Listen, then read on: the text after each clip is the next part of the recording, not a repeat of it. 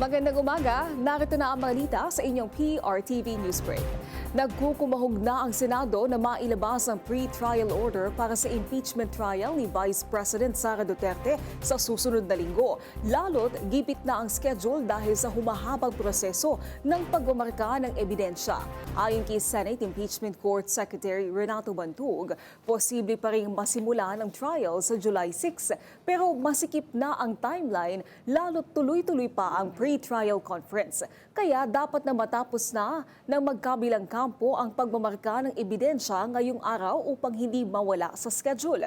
Oras na mailabas ang pre-trial order sa Lunes o Martes, bibigyan pa ng 3 araw ang depensa at prosekusyon na magkomento.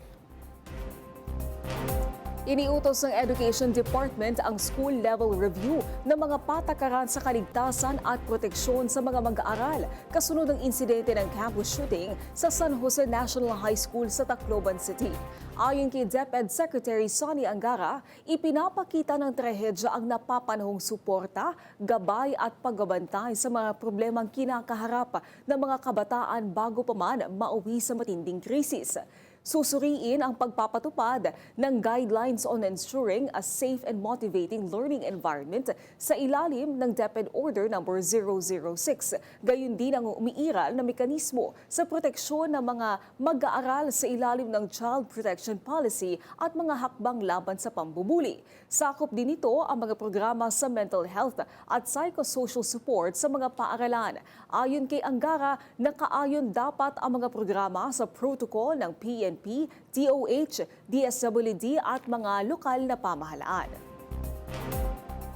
Umusad sa quarterfinals ng Bad Homburg, open doubles ang tambalan ni Alex Ayala at Venus Williams matapos talunin sina Catherine Harrison at Alexandra Osborne sa score na 6-3, 6-4.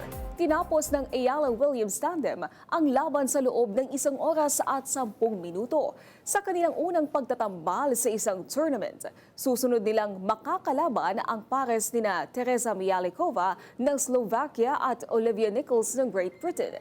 Napaaga ang paglabas si Ayala sa singles event matapos matalo sa first round kay Elise Mertens ng Belgium. At yan ang mga balitang nakalap ng inyong PRTV Newsbreak. Live kami sa free-to-air Beam Channel 31, Signal Channel 31 at sa YouTube. Tumutok din sa aming social media accounts sa Instagram, Facebook at TikTok sa @PRTV Prime Media. Ako po si Naomi Tiburcio. Magandang umaga.